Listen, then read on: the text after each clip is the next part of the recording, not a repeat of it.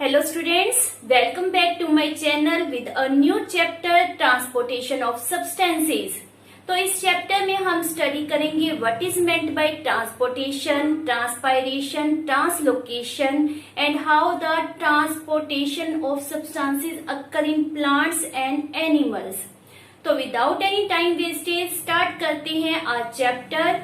और यहाँ पर सबसे पहले हम समझेंगे मीनिंग ऑफ ट्रांसपोर्टेशन।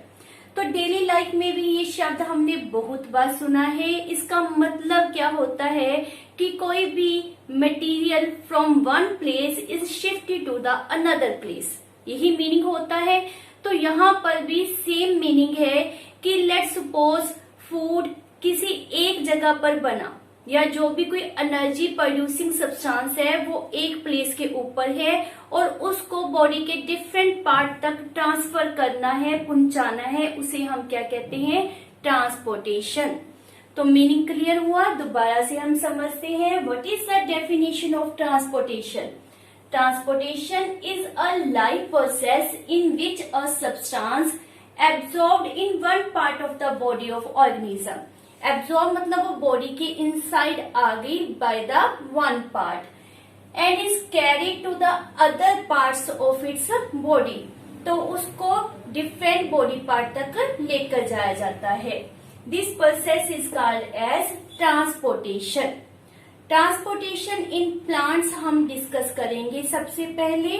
तो ट्रांसपोर्टेशन इन प्लांट्स डिपेंड करता है कि प्लांट का साइज कितना है। On the basis of plant size हम प्लांट को तीन कैटेगरीज में डिवाइड करते हैं। One is known as herb, second is shrub and third is tree. How they are divided on the basis of size? Less than 1 metre इस category में आएंगे। Between 1 metre to 3 metre इस category में लेंगे, shrubs में लेंगे। More than 3 metre trees में आती हैं। सबसे पहले हर्ब की बात कर रहे हैं। लेस देन 1 मीटर साइज होता है, बहुत ही सॉफ्ट होते हैं और नॉर्मली ग्रीन कलर के होते हैं। इसकी एग्जांपल जैसे मैंने ऑलरेडी मेंशन की है, मिंट, टमाटो, मेज, ग्रास, ये इसकी एग्जांपल है। दूसरा है हमारे पास श्रब। श्रब में क्या होता है? साइज इंक्रीज हो गया, लेकिन इसमें कोई मजबूत स्टेम नहीं होती, कोई हार्ड वुडी स्टेम उस तरह से नहीं होती। इनमें जो ब्रांचेस होती हैं बेटा वो ग्राउंड से ही स्टार्ट हो जाती हैं, बिकॉज साइज बहुत छोटा है इनका। इनमें कौन से आ जाते हैं? जैसे मैंने प्लॉट किया है, डायग्राम जैसा भी है चलेगा। ये रोज है, एज वेल एज तुलसी आपने नॉर्मली घरों में देखी है, हिबिस्कस, और भी बहुत से हमारे पास जो फ्लावरिंग प्लांट है, लेमन, वो इस कैटेगरी में आते हैं। लास्ट ट्री का सभी को पता है, इनकी जनरली हाइट जो होती है ग्रेटर देन 3 मीटर लाइक करती है। इनमें बहुत मजबूत स्टेम होता है जो यहाँ पर हमने प्लॉट किया है। ये वुडी नेचर का होता है और इसको हम क्या कहते हैं? ट्रंक। इस पार्ट का नाम क्या होता है? ट्रंक। और ट्री की तो एग्जाम्पल मुझे देने की जरूरत ही नहीं, आप वेल नोन हो। जैसे कि हम नीम की बात करें, पीपल की बात करें, तो ये हमारे आसपास जो है अशोक का बहुत से ट्रीज के आपको नाम पता होंगे। तो फर्स्ट ऑफ ऑल आपने क्या याद रखा कि we have 3 categories of plants. What is their name? Herb, shrub and trees. उनमें अब ट्रांसपोर्टेशन की प्रोसेस को हम डिस्कस करेंगे। तो सबसे पहले माइंड में लेकर आते हैं कि फूड प्लांट बॉडी में बना कहाँ पर है? बनता है लीव्स में। आया माइंड में? By the process of photosynthesis leaves में फूड रेगुलरली बनता है in the presence of sunlight. और कहाँ से इनको फूड मिलता है? From the soil. सॉइल से क्या अब्सॉर्ब करते हैं ये? Water and mineral. Water and mineral. तो ये कहाँ पर पहुंच जाता है? रूट्स में। और जो फूड होता है वो कहाँ प्रिपेयर हुआ?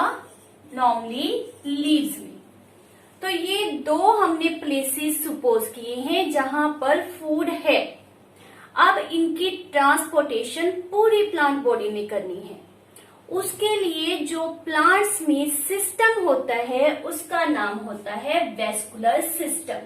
क्या नाम याद करना है? Vascular system. और वेस्कुलर सिस्टम के दो हिस्से हैं, वो कौन से हैं? One is known as xylem and second is known as phloem. ये दो हमारे पास पार्ट होते हैं वेस्कुलर सिस्टम के, जिसके द्वारा फूड को, वाटर को, मिनरल्स को from one place to other place पहुंचाया जाएगा।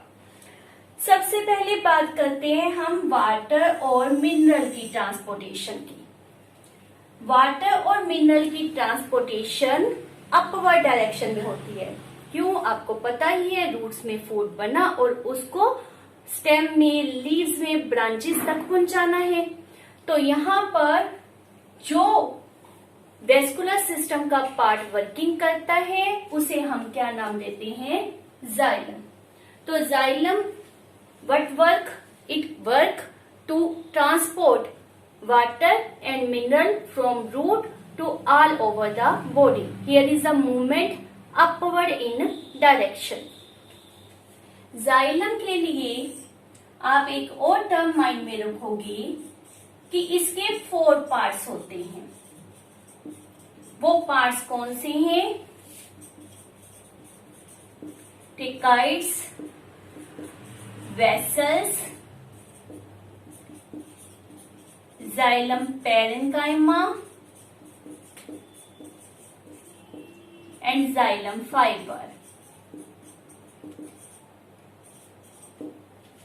ये 4 पार्ट्स जो हैं वो वाटर और मिनरल की ट्रांसपोर्टेशन करते हैं और उनमें specially tracheid and vessel working करते हैं। ट्रेकाइड बेटा लॉन्ग ट्यूब्स की तरह होते हैं और वो एक दूसरे के ऊपर ही प्रेजेंट होते हैं। जैसे ये ट्यूब, ये ट्यूब, ये ट्यूब एक दूसरे के ऊपर प्रेजेंट है। रिजल्ट क्या आएगा? वाटर इसमें लाइक दिस अपवर्ड मूव कर सकेगा। तो मेन जाइलम के 2 पार्ट वर्किंग कर रहे होते हैं, 2 पार्ट ट्रांसपोर्टेशन ऑफ वाटर कर रहे हैं। देखो चारों पार्ट जरूरी हैं, ठीक है, लेकिन मेन 2 ने वर्किंग करनी है, that is tracheid and vessel. वो ट्रांसपोर्ट करते हैं वाटर और मिनरल्स को। सॉइल से उन्होंने वाटर और मिनरल ले लिया और बाय द प्रोसेस होती है बेटा दैट इज ऑस्मोसिस। वो आप हायर क्लासेस में पढ़ोगे, ऑस्मोसिस, जिसके कारण वाटर जो है वो सॉइल से रूट्स में आएगा और रूट से अबव एंड अबव जाता जाएगा। तो हमारे पास वाटर और मिनरल की ट्रांसपोर्टेशन किसके द्वारा होती है? जाइलम के द्वारा। तो ये आपको कंप्लीट प्रोसेस समझ आई। हम इस प्रोसेस को 2 पार्ट में ब्रेक कर रहे हैं। One is known as absorption of water and second is known as ascent of sap. ये दोनों ही टर्म बहुत इंपॉर्टेंट है, आपके पास 1 मार्क्स में अलग से भी इसका क्वेश्चन पूछा जा सकता है। तो first of all absorption of water means what?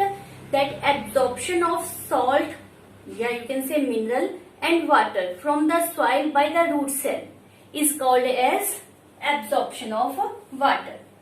And अब रूट में आ गया तो आपने क्या करना है? उसका अपवर्ड मूवमेंट। तो upward movement of the water and minerals, of the water and mineral in the plant body from roots is called as ascent of sap. Clear?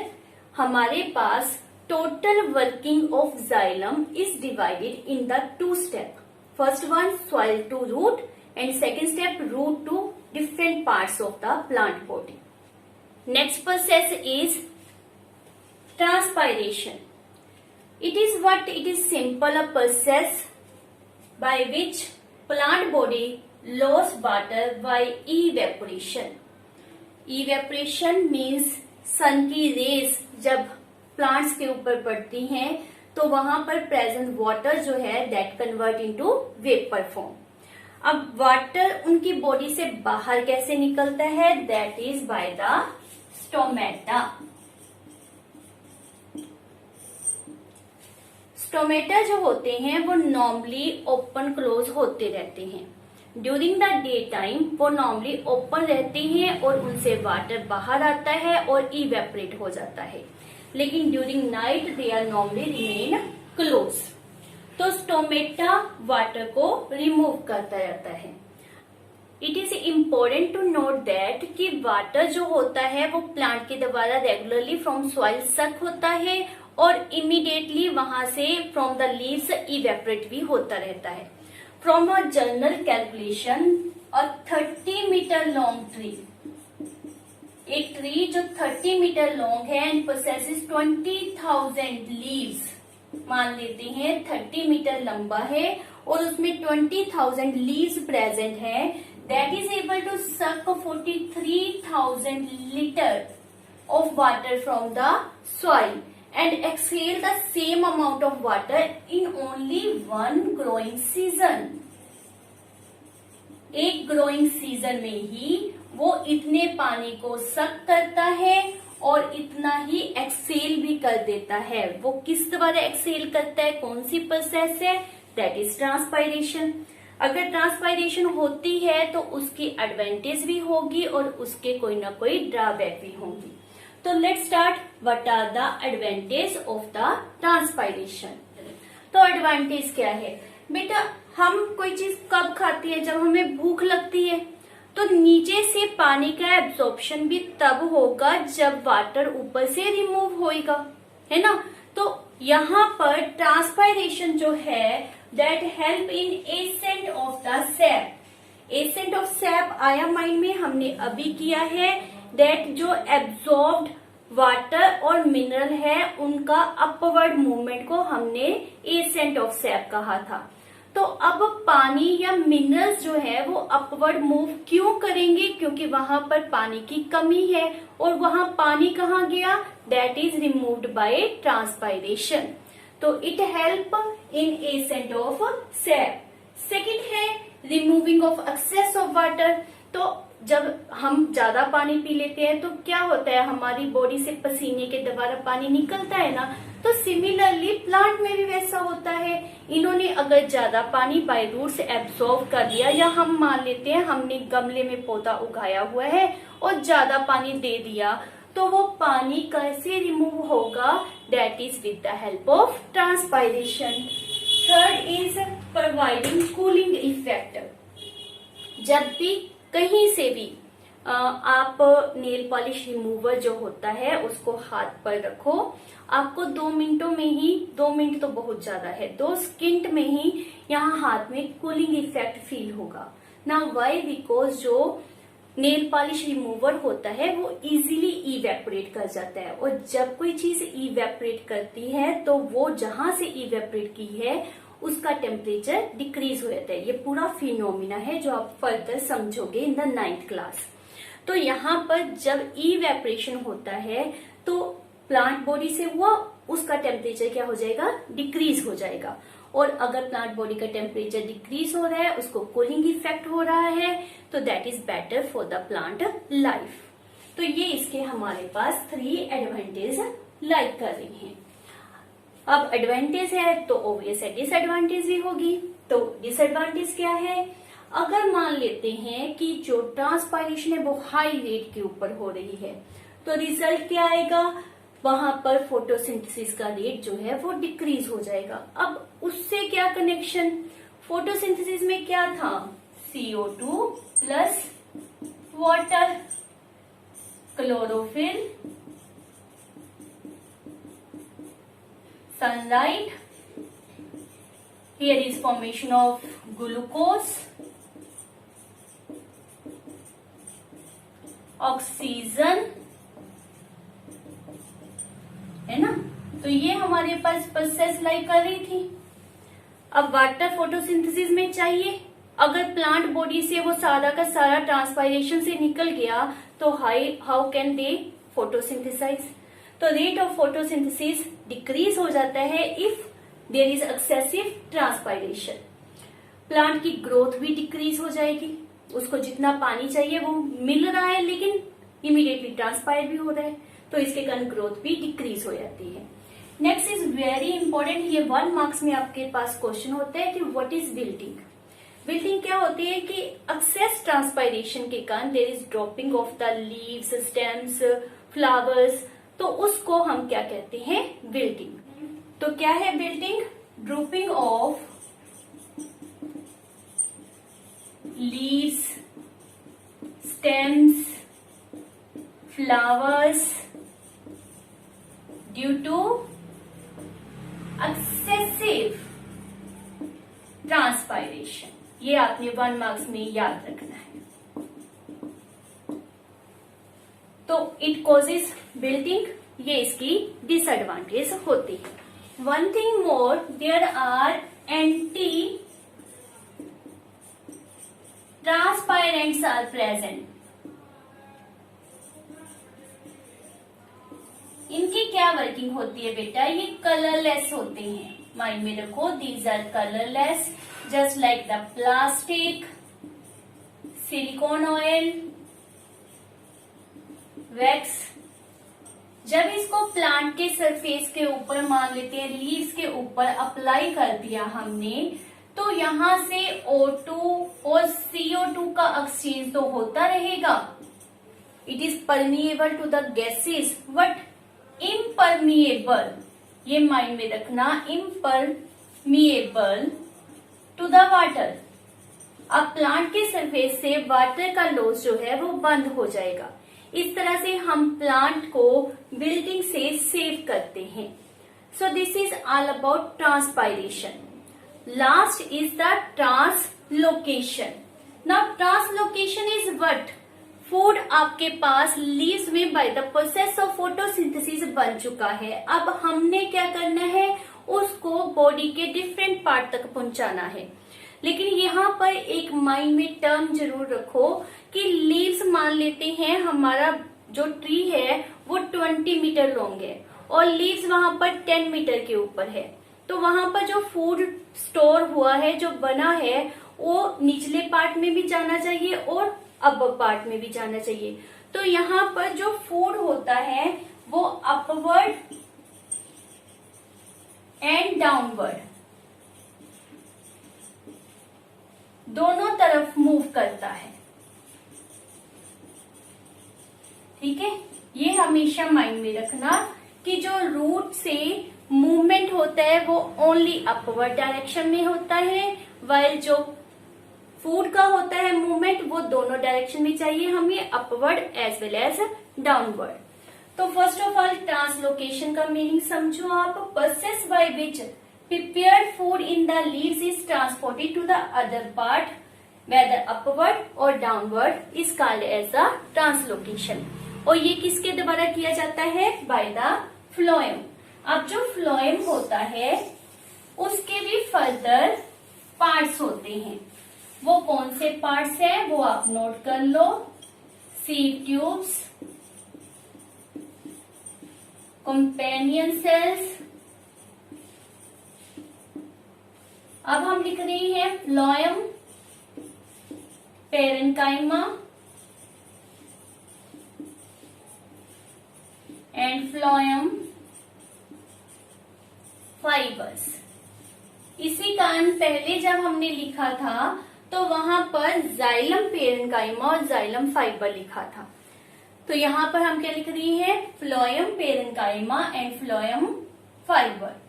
Seed tube, companion cell. तो इसके 4 parts होते हैं। Main working कौन करता है? Sieve tubes. Sieve tubes elongated cells होते हैं।